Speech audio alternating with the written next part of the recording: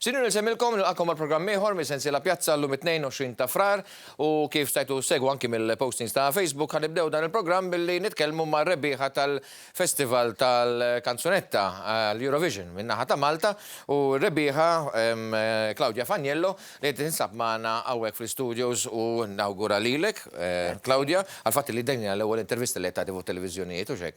It-tieni l-lum. It-tieni, ma' televizjoni ta' filgħaxija ħanajdu.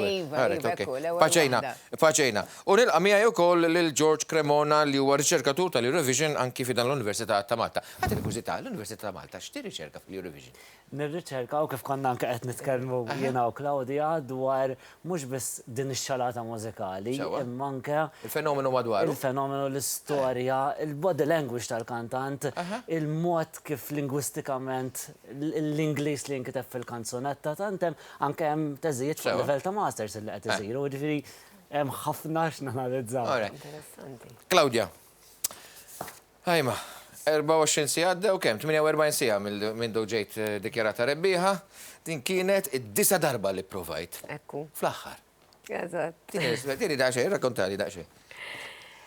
Ekku, Nara kif appera sejħulek li kont irbaħ. Emozzjoni kbira. Jiena nara dar filmat, nemozjona ruħi sal-ġurnata tal-lum. Għada qed tinżilli it-titlu tar-rebbieħa ta' dan il-konkors. Kuntenta ħafna Karla lix din id-darba vera mhux għax drabi oħra le. Naħseb din id-diska konti li nieqsa 4 snin mill-festival. U xtaqt niġi lura b'diska li vera nara li tiffittja sew mal-persuna li jien, mal-vuċi. Għaxin maturajt, ma' snin, ma' mużikalment, mentalment, ħafna affarijiet. Ekku. Allura vera ġiet eżatt. Claudia tal-2006 li bdiet bil-kanzunetta High Alert, ġiet fit-tieni post, darbtejn fit-2008 u l-2012. Sa Claudia li waqfet mill-festival u ritornatu rebħet u kif evolvit allura l-karriera tiegħek. Mela, ovvjament il-pedestal tiegħi, il-launching pad tiegħi kien il-Malta Song kif qed inti kelli 17-il sena l-ewwel darba li ħadd sem. Sena wara sena dejjem provajt nagħmel xi ħaġa differenti u niskopri anki jiena l-istil tiegħi mużikali fejn ħajoħodni. Mbagħad fl-2012 kelli Pure ġejt it-tieni, sena ta' wara ħadd sem l-aħħar darba fil-Malta Eurovision u ħassejt li kelli nieqaf ftit żmien biex nevolvi mużikalment, nevolvi anki jiena bħala artista. Immur naqra l-bot mix-xena tal-Eurovision biex niskopri affarijiet ġodda. U dejjem kont ngħid però li narġa' niġi lura, definitivament, però niġi lura Claudia differenti, Claudia eżjed lesta għal dak il-palk, b'diska li kont vera nemmen fiha. U Breathless li kienet hekk meta Filip semma li just il-backing. Filip Vella, eżatt. U Sean, Vella tifel tiegħu, meta semma li fil-recording studio il-backing ta' Breathless li emozjonajt ruħi immedjatament u ħassejt li kien il-żmien tiegħi li niġi lura. Ovvjament matul dak l-4 snin. Xorta bqajt nipproduċi mużika mal-band tiegħi wkoll hemm music videos. Pero rrit nieħu naqra break mill-Malta Eurovision. George, tini l-impressjoni tiegħek mill-edizzjoni ta' nis-sena. Kien hemm varjetà bejn kantanti artisti ġodda, dawk il-veterani, fosthom Claudia li ġiet lura b'mod maturat. Ġifieri kien hemm l-evoluzzjoni ta' din il-kantanta li niftakru żgħira li issija kibret. Qed tifhem? U l-prodotti għad hemm. Ekku. Fil-fatt jekk rridu nitkellmu fuq Claudia li ġiet lura, jiena dejjem ngħidilha li meta waqfet When It's Time l-aħħar kanzunetta li tatna qabel ġiet lura, dak iż-żmien meta smajt li ħaterġa' titfa' kanzunetta u mbagħad meta fil-fatt għadditilha mas-16 jiena qed When It's Time Claudia came back. Għaliex eventwalment dik il-waqfa li kienet qed titkellem dwarha għenet naħseb fil-fema tiegħi li tara xemm barra l-Eurovision u tipprepara ruħha biex tkun għal Eurovision u l-waqfa li għamlet naħseb mhux kull artist kapaċi jagħmilha. Ġifieri hemm artisti li jibqgħu għaddejjin, jibqgħu jittamaw, jibqgħu jilħu l-qoċċata forsi Kemm jiġu. importanti dik għall-artist li Ħanajdlek kemm jrid jimmira fl-oli? Jien naħseb- Għax jiena rajta pereżempju barranin, tajjeb, ġifieri ikollhom waqfa ta' riflessjoni, jsibu stil biex jisiteljaw ġo fih, jew ibidlu tip ta' ġeneru. U anke apparti li għalihom, anke għan-nies li qegħdin jisimgħuhom, meta dawn laħqu ċertu t-tielet, it-tieni jew f'dak l-ilma, in-nies awtomatikament ħajbqgħu qablu u jgħidu isma' ġdi u ma jqablux biss lill-artist imma l-kanzunetta. U di mhux biss Malta ma anke barra minn Malta kif il-Eurovision stess. U Sanremo u l-bqija tiġri spiss. U jekk ikollok, jekk saqsejtni fuq il-kanzunetti li kien hemm din is-sena, samtom fit-tnejn. Dawk li kienu good radio songs, illi mhux bil-fors imorru tajjeb fil-festival, u għandek dawk il-kanzunetti li iva huma. L-impressjoni tiegħek kan nisimgħu silta, għax din ma nisewa, nisew silta mill-kanzunetta rebbieħa ta' Claudia Fagnello.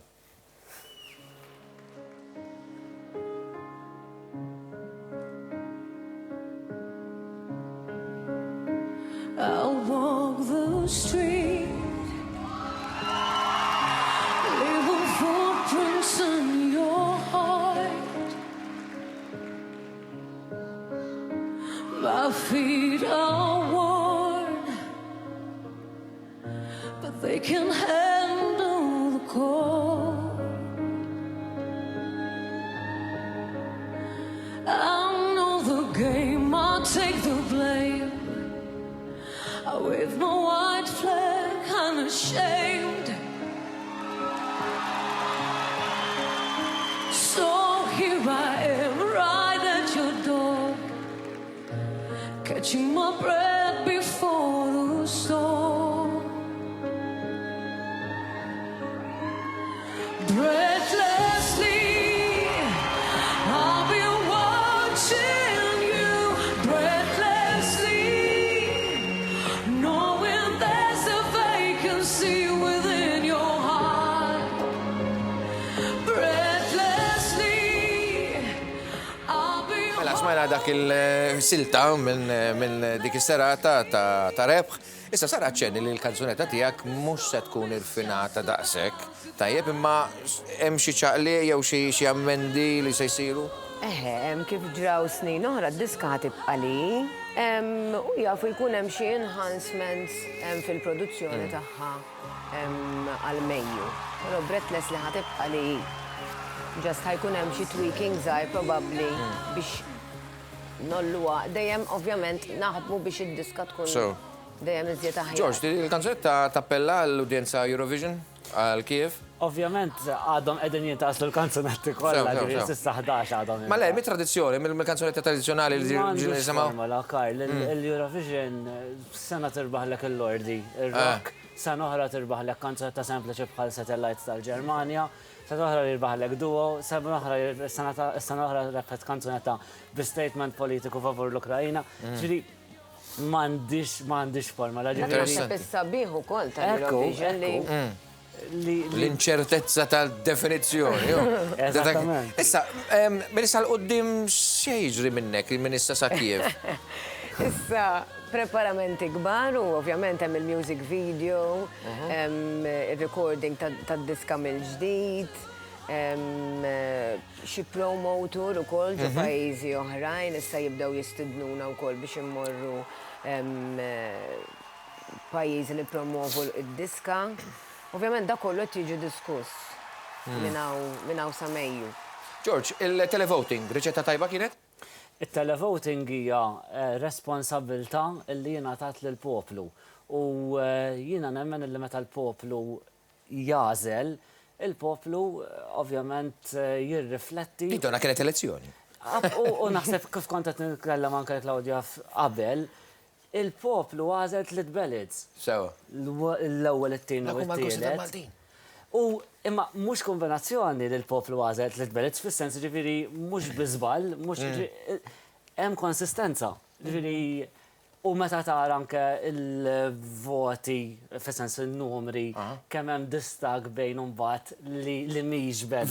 Veru ħafna. Għax illum kienu pubblikati r-riżultati kollha. U hemm differenza kbira. Dak huwa li nkunu qed Orajt, tibatni hemmhekk. xi ħaġa li pereżempju qed nissuġġerija anke lil Claudia u forsi mhux issa l-qoddim, peress li anke t-tieni kanzunetta kienet bil-Malti, għaliex li ma Tagħmel verżjoni bil-Malti. Tantu hekk ngħidlek għalfejn. Għandek raġun, jiena kelli l-Alfi Fabri minux kollegament u qal li jemmen illi biex l-artisti Maltin jagħtu kontributu ukoll lejn il-mużika Maltija għandhom jagħmlu verżjoni bil-Malti biex għall-inqas jagħtu l-kontribut tagħhom lejn il-mużika Maltija. Fl-aħħar nett, inti ringrazzjat il-poplu Malti tal-li votalek biħġaru biex rebbaħlek dan il-Eurovision. Issa x'istenna mill-poplu Malti minn issa kif? Li jibqa' jissapportjani, ovvjament u jissapportja lil Malta bi Breathlessly. Dik naħseb li twemmin jibqa' hemm fid-diska speċjalment għax it's a song festival u mażlu Breathlessly. Claudia, good luck, aħna nawguralek, inselmu kol il-hook l-Fabrizio, ovvijament, rebbiħ ieħor tal-festival, ċiveri jissa fil-familja għattu kollox, issa. Muġek? Mela, grazzi George Cremona, riċerkatur mill-Università Malta dwar il-Eurovision, ħagġa ma għot ma kon nafa, u grazzi u koll il-Reġina, s-sata kanzunetta Maltija, Claudia Faniello. Signori, aħna nkunu maħkom minna fitza sekondi oħra, kif niġu l-ura se nitkellmu dwar l-attak li sar dal-ħodu fl-imsida fejn sfortunatament raġel safa midrub serjament. Pamana.